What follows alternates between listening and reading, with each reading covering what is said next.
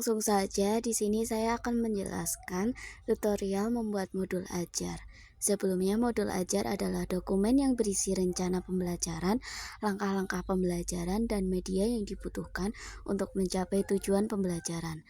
Modul ajar yang saya gunakan adalah Bahasa Indonesia kelas 4. Langkah pertama, kita membuat tabelnya dulu untuk poin-poin pada modul ajar. Kemudian, beri warna sesuai keinginan pada tabel untuk memudahkan pembacaan data. Di sini saya menggunakan warna oranye terang dan oranye gelap untuk tabel modul ajarnya. Sebelumnya mohon maaf jika huruf besar dan huruf kapitalnya tidak sesuai karena ada kesalahan teknis pada papan ketiknya. Untuk poin-poin yang diisikan pada tabel meliputi informasi umum, A. Identitas modul,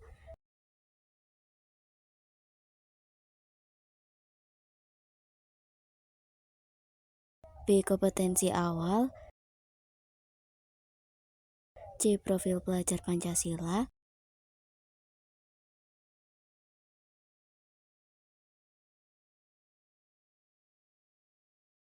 D. Sarana dan prasarana, dan poin-poin lainnya.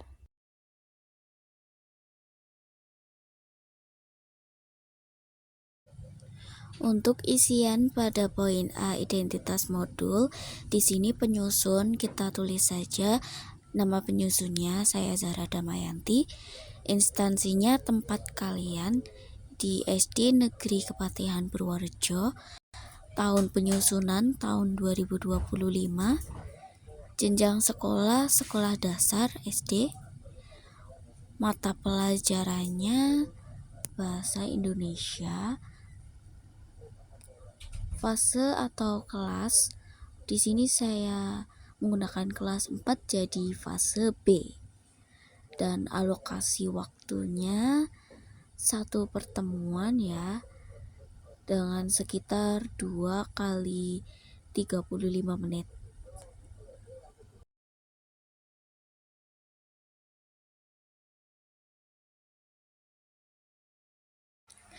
Nah, pada kompetensi awal kita isikan pengetahuan dan keterampilan apa yang harus dimiliki siswa sebelum mempelajari topik tertentu.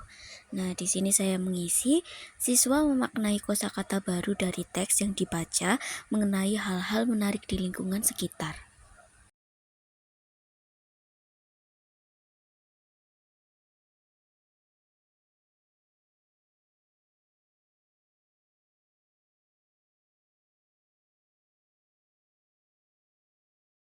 Poin profil pelajar Pancasila pada modul ajar adalah karakteristik yang diharapkan dimiliki oleh peserta didik.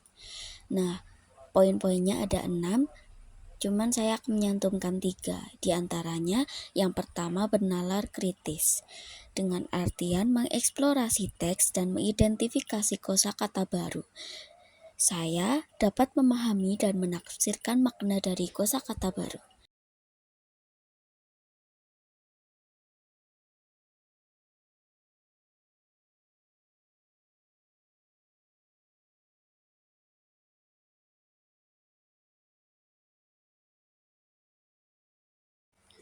Selanjutnya, gotong royong. Berbagi pengetahuan dengan saling membantu memahami kosakata dan menyusun kalimat bersama.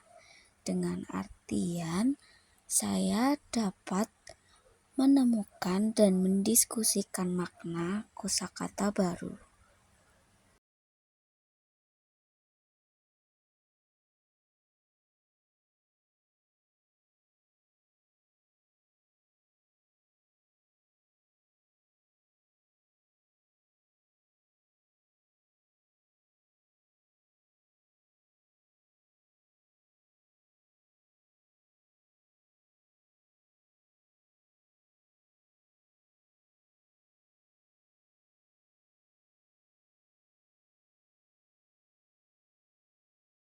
Dan yang terakhir, poin beriman bertakwa kepada Tuhan Yang Maha Esa, dan berakhlak mulia. Di sini diartikan bersikap sopan dalam berkomunikasi dan saling menghargai saat diskusi dalam kelompok. Dengan artian saya dapat menghargai lingkungan sekitar.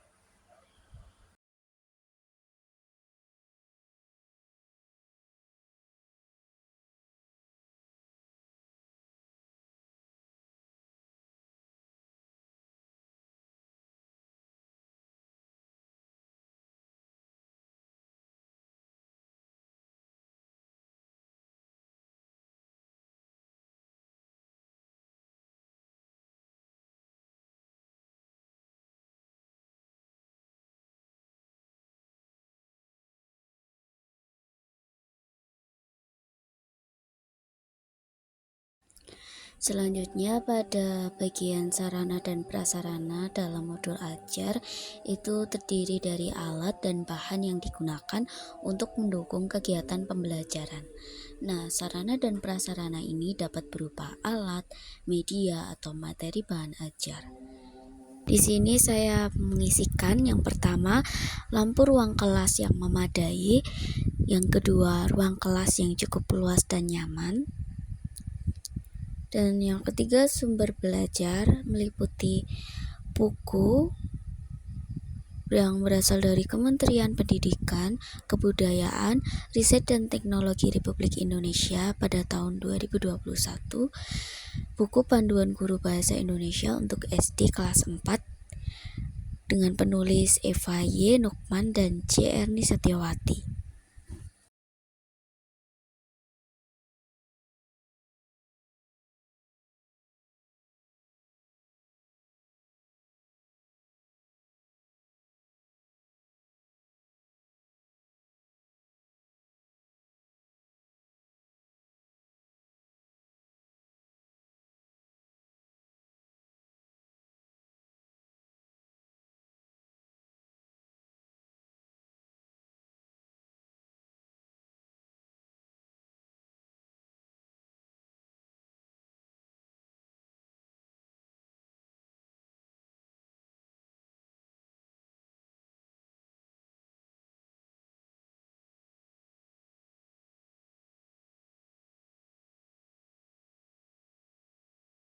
Dan selanjutnya alat dan bahan yang dibutuhkan meliputi lembar teks bacaan, yaitu teks sederhana tentang hal-hal menarik di lingkungan sekitar.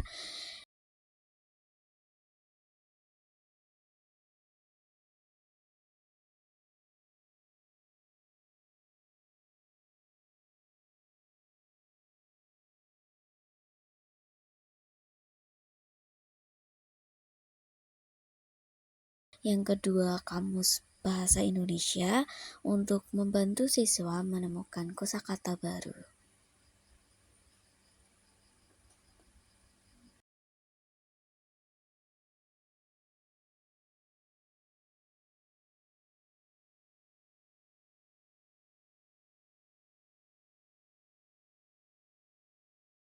Yang ketiga, papan tulis atau whiteboard. Dan yang keempat, alat tulis seperti pensil, ballpoint, dan buku catatan.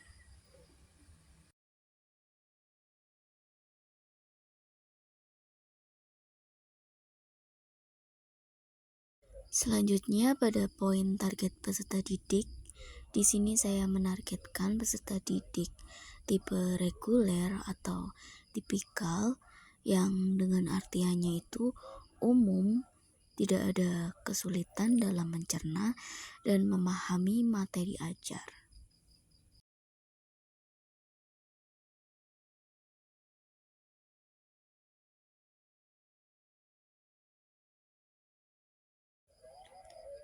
Dan yang selanjutnya, peserta didik dengan kesulitan belajar seperti contohnya sulit dalam membaca buku atau menulis.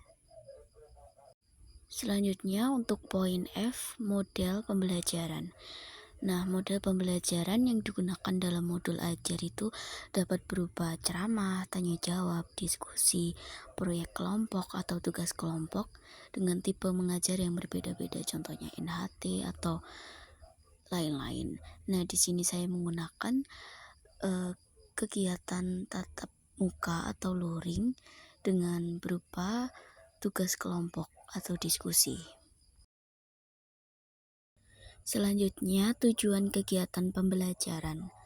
Pada modul ajar itu untuk mempermudah dan meningkatkan kualitas pembelajaran.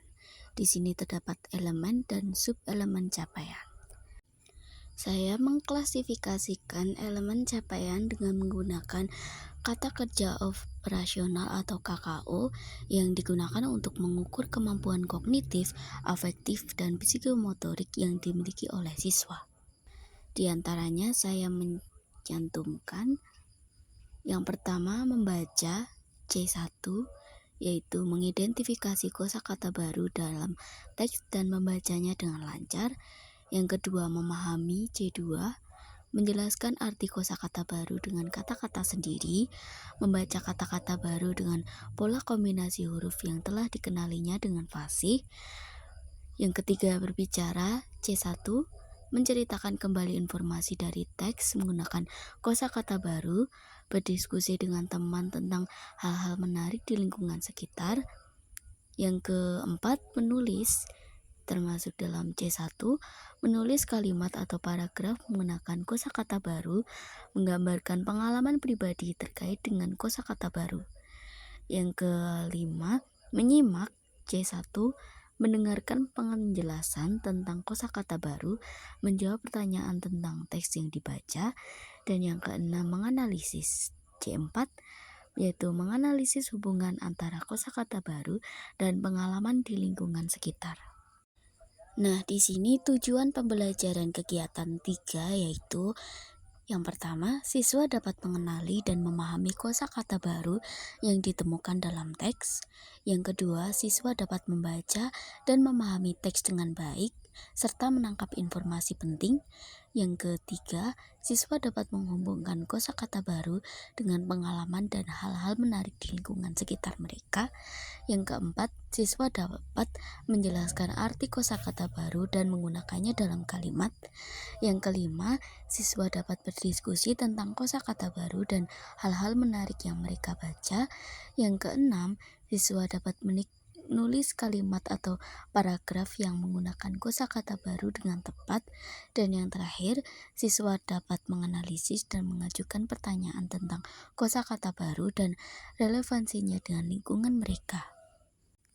Selanjutnya, poin pemahaman bermakna yang dalam artian merupakan komponen utama dalam modul ajar yang berisi informasi tentang manfaat yang akan didapatkan peserta didik setelah mengikuti proses pembelajaran.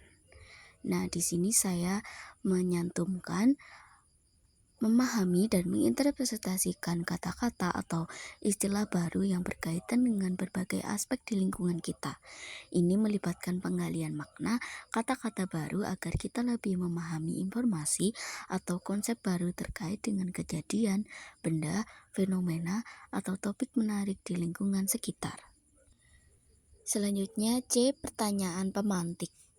Pertanyaan pemantik pada modul ajar adalah pertanyaan yang diberikan kepada siswa di awal pembelajaran untuk merangsang minat dan keterlibatan dalam materi yang akan dipelajari.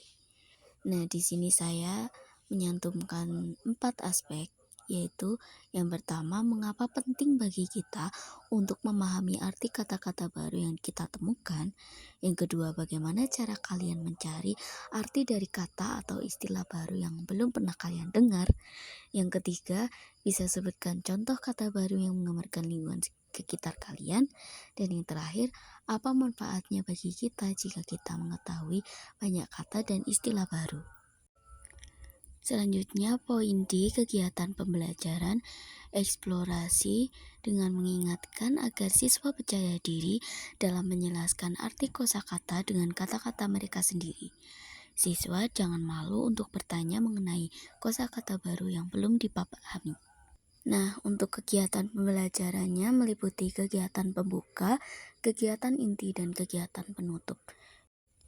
Nah, di kegiatan pembelajaran ini, siswa berpikir dan mencari tahu.